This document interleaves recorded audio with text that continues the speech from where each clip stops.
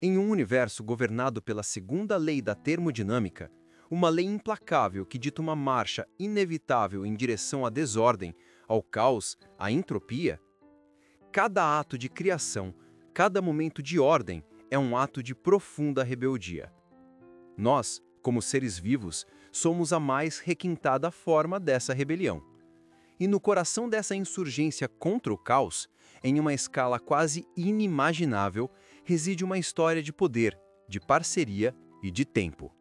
Uma história que começou há mais de 2 bilhões de anos.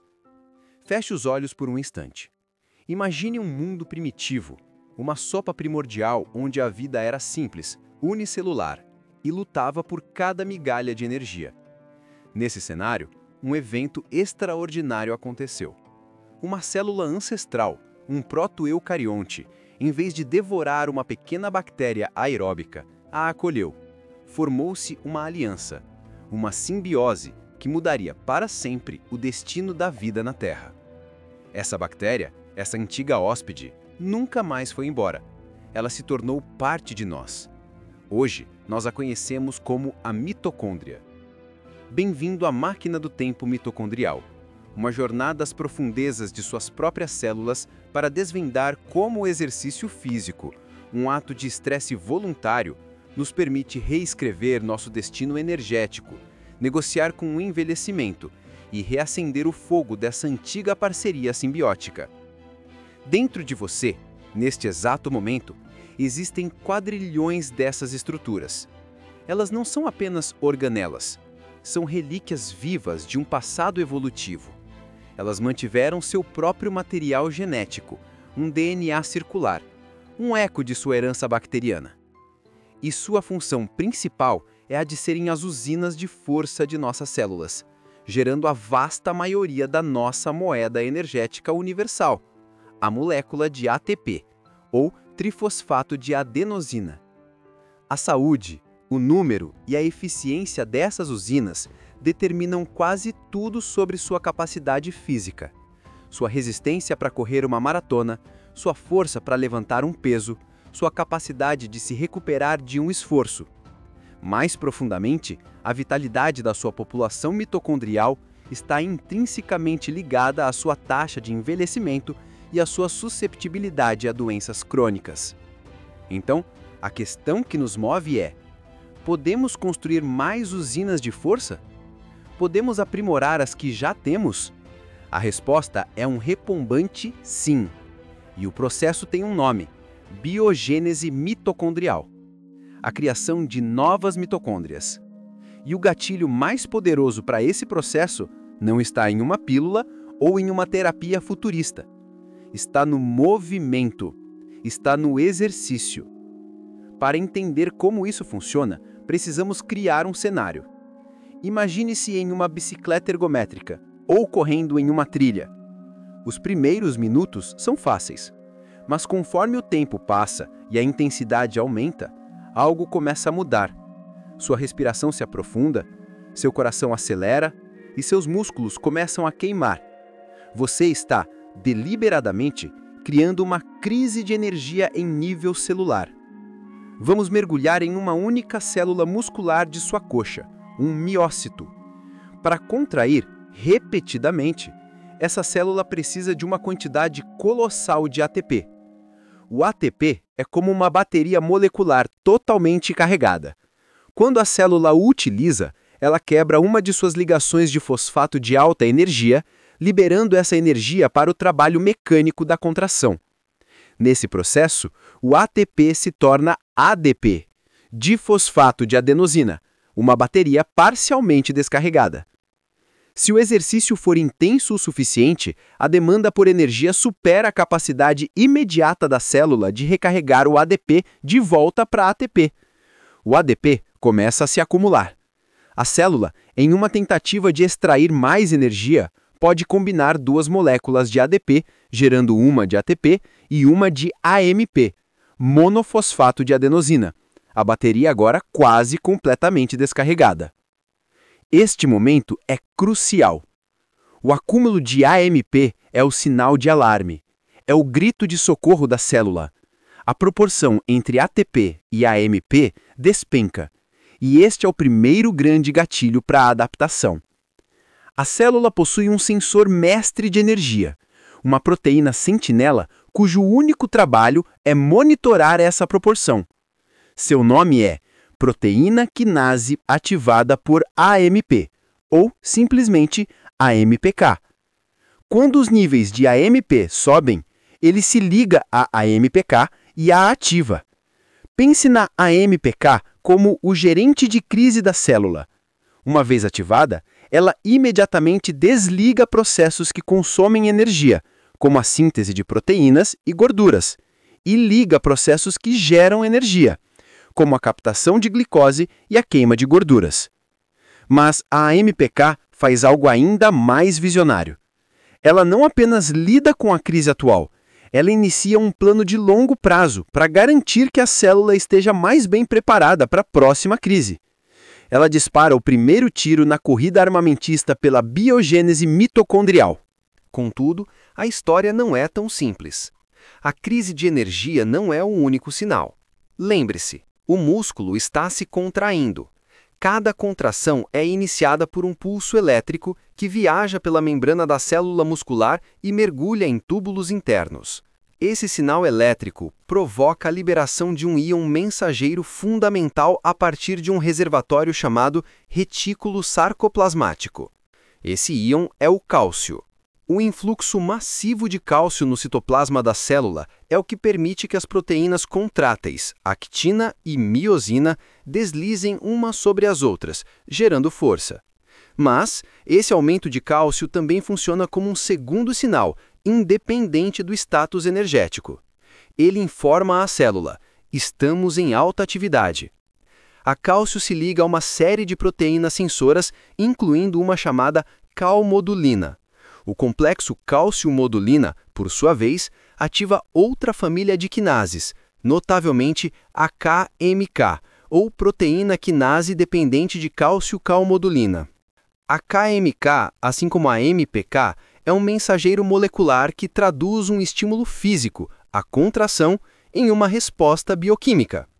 Agora, temos dois sinais poderosos convergindo no interior da célula muscular: o sinal de baixa energia, mediado pela MPK, e o sinal de alta atividade, mediado pela KMK.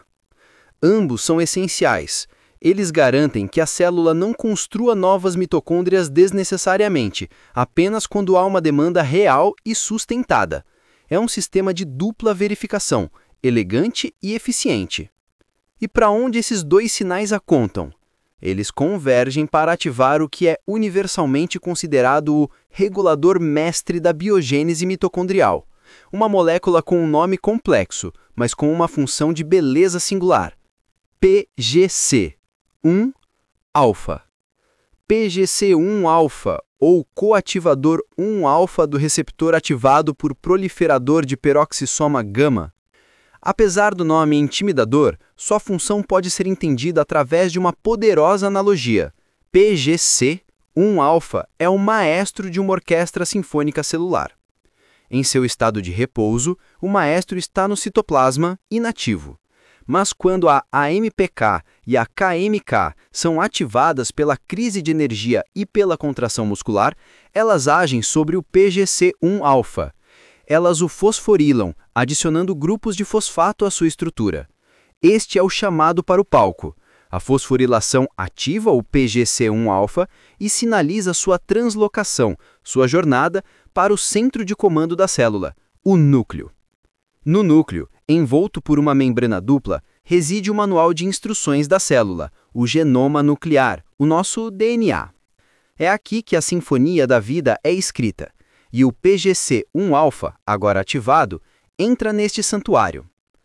É importante notar que o PGC-1-alfa é um coativador. Isso significa que ele não se liga diretamente ao DNA. Ele não é um dos músicos.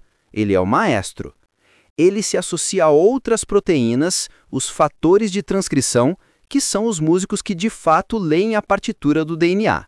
O PGC-1-alfa lhes diz quais músicas tocar, quando tocar e com que intensidade. Dois dos principais músicos que o PGC-1-alfa recruta são o NRF1 e o NRF2, fatores respiratórios nucleares 1 e 2. Quando o PGC-1-alfa se liga a eles, ele potencializa drasticamente a sua capacidade de ativar a transcrição de genes. E quais genes eles ativam? Eles ativam um programa genético completo para a construção de uma nova mitocôndria. Eles ligam os genes que codificam as centenas de proteínas necessárias, as proteínas que formam a membrana externa e interna da mitocôndria, as enzimas do ciclo de Krebs, os componentes das 5 complexas máquinas da cadeia de transporte de elétrons e até mesmo a incrível turbina molecular rotativa conhecida como ATP sintase. O maestro PGC-1-alfa ergue a batuta e a orquestra de fatores de transcrição começa a tocar. O resultado é uma onda de transcrição. A produção de moléculas de RNA mensageiro que carregam as instruções do núcleo para as fábricas de proteínas da célula, os ribossomos. A construção começou. Mas aqui, a história toma um rumo ainda mais fascinante, um desvio que nos leva de volta àquela bactéria ancestral. A construção de uma nova mitocôndria não é como construir qualquer outra parte da célula. Ela exige a coordenação de 2 genomas distintos, separados por bilhões de anos de evolução, mas operando em harmonia dentro da mesma célula. O genoma nuclear, com seus mais de 20.000 genes, codifica a grande maioria das proteínas mitocondriais, mas a mitocôndria, como dissemos, guarda seu próprio DNA, o mtDNA. É um pequeno genoma circular com apenas 37 genes. Desses, 13 codificam proteínas que são absolutamente essenciais para o coração da produção de energia, a cadeia de transporte de elétrons.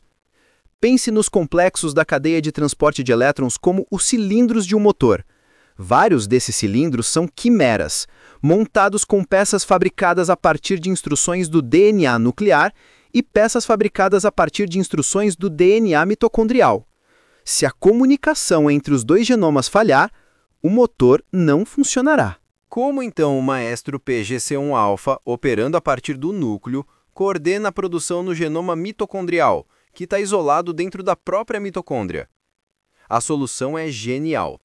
Além de ativar os fatores NRF1 e NRF2, o PGC-1-alfa também ativa a transcrição de outro gene crucial no núcleo, o gene que codifica uma proteína chamada fator de transcrição mitocondrial A, ou TFAM. A proteína TFAM é sintetizada no citoplasma e, em seguida, importada para dentro da mitocôndria. Ela é o mensageiro do núcleo para o genoma ancestral. Uma vez dentro da matriz mitocondrial, o TFAM se liga ao mtDNA e faz 2 coisas. Primeiro, ele estimula a replicação do mtDNA, fazendo cópias do genoma mitocondrial para as novas organelas. Segundo, ele age como o principal fator de transcrição para os genes mitocondriais, iniciando a produção das 13 proteínas essenciais. É uma dança coordenada de uma beleza estonteante. Um sinal de estresse no músculo ativa um maestro no núcleo, que comanda a produção de centenas de proteínas nucleares e, ao mesmo tempo, envia um emissário para o genoma bacteriano residente, instruindo-o a fazer sua parte. É uma conversa entre 2 mundos, o nuclear e o mitocondrial, para construir em conjunto uma nova usina de força. É a simbiose em ação, a cada pedalada, a cada passada. Qual é o resultado final de toda essa cascata de sinalização, repetida dia após dia, treino após treino? O resultado é uma adaptação profunda e visível. As células musculares se enchem de novas mitocôndrias, funcionais e eficientes. A densidade mitocondrial pode aumentar em 50% a 100% em poucas semanas de treinamento de resistência consistente. E o que isso significa para você, o atleta, a pessoa que busca saúde? Significa uma transformação na sua fisiologia. Primeiro, sua capacidade aeróbica máxima, o famoso VO2 máximo, aumenta. O VO2 máximo é a medida da quantidade máxima de oxigênio que seu corpo pode captar, transportar e utilizar por minuto. Com mais mitocôndrias, suas células musculares se tornam verdadeiras esponjas de oxigênio, capazes de utilizá-lo em um ritmo muito maior para gerar ATP. Segundo, Seu corpo se torna uma máquina de queimar gordura mais eficiente. As mitocôndrias são a única local na célula onde os ácidos graxos podem ser completamente oxidados para gerar energia, através de um processo chamado beta-oxidação. Com mais mitocôndrias, em qualquer intensidade de exercício, seu corpo dependerá mais da sua vasta reserva de gordura como combustível, poupando seus estoques limitados de glicogênio muscular. Isso é o que permite que atletas de resistência mantenham um esforço por horas a fio. Terceiro, seu limiar de lactato se eleva. O lactato, muitas vezes erroneamente culpado pela dor muscular, na verdade é um subproduto do metabolismo anaeróbico da glicose. Quando a demanda de energia excede a capacidade aeróbica das mitocôndrias, a célula recorre a esta via mais rápida, mas menos eficiente. Com uma maior densidade mitocondrial, a capacidade aeróbica da célula aumenta dramaticamente. Isso significa que você pode correr mais rápido, pedalar com mais força antes de começar a acumular lactato significativo. Seu ponto de fadiga é empurrado para mais longe. Essas adaptações não são apenas para atletas de elite, elas são a base da saúde metabólica para todos. E é aqui que nossa história se aprofunda, conectando o exercício não apenas ao desempenho, mas à própria essência do envelhecimento saudável. A disfunção mitocondrial é hoje reconhecida como uma das marcas registradas do envelhecimento. A chamada teoria mitocondrial do envelhecimento postula que um declínio gradual na função de nossas usinas de força é um dos principais impulsionadores do processo de envelhecimento e do desenvolvimento de doenças crônicas. Por quê? O DNA mitocondrial é particularmente vulnerável. Ele está localizado no epicentro de produção de energia, um processo que inevitavelmente gera subprodutos reativos chamados espécies reativas de oxigênio, ou radicais livres. Além disso, o mtDNA carece das sofisticadas proteínas de reparo que protegem nosso DNA nuclear. Com o tempo, mutações se acumulam no mtDNA, levando a proteínas defeituosas na cadeia de transporte de elétrons. A produção de energia diminui e o vazamento de radicais livres aumenta, criando um ciclo vicioso de dano e disfunção. Essa decadência mitocondrial está implicada numa vasta gama de condições. No diabetes tipo 2, a resistência à insulina está associada a uma menor densidade e função mitocondrial nos músculos. Em doenças neurodegenerativas como Parkinson e Alzheimer, a morte de neurônios está ligada a falhas energéticas catastróficas. Na insuficiência cardíaca, o coração, um órgão com uma demanda energética imensa, simplesmente não consegue mais produzir ATP suficiente para bombear o sangue de forma eficaz. Neste contexto, o exercício e a biogênese mitocondrial que ele induz emergem como a intervenção mais poderosa que possuímos para combater esse declínio. O exercício não apenas constrói novas mitocôndrias, ele também promove um processo de controle de qualidade chamado mitofagia, onde a célula identifica e recicla mitocôndrias velhas e danificadas. O resultado é uma população mitocondrial mais jovem, mais robusta e mais eficiente. Manter uma população saudável de mitocôndrias através do exercício regular é, portanto, uma das estratégias mais eficazes para promover a saúde e a longevidade. Não é apenas sobre estética ou desempenho. É sobre manter o fogo da vida queimando de forma limpa e brilhante, no nível mais fundamental da nossa biologia. E assim, retornamos ao início, a um universo que tende à desordem. Cada passo em uma corrida, cada pedalada em uma bicicleta, cada abraçada na água é mais do que apenas movimento. É um ato de desafio. É um comando enviado das profundezas da nossa vontade para as profundezas de nossas células. É um comando para reverter a entropia. Um comando para construir, para organizar, para criar ordem a partir do estresse. É um comando para nossas células viajarem no tempo, para reacenderem o fogo daquela antiga parceria simbiótica que nos deu o dom da vida complexa. Ao nos exercitarmos, não estamos apenas treinando nossos músculos. Estamos treinando nossos quadrilhões de ancestrais bacterianos residentes. Estamos otimizando as usinas de ponça que nos permitem não apenas mover, mas pensar, sentir, criar e prosperar. Em um mundo que nos empurra para a inércia e o conforto, o ato de se exercitar é um ato de rebeldia consciente. É a nossa maneira de negociar com o tempo. É a nossa forma de dizer ao universo que, embora a marcha em direção ao caos possa ser inevitável, nós não iremos em silêncio. Nós iremos lutar, nós iremos construir, nós iremos acender nossas próprias estrelas internas, uma mitocôndria de cada vez.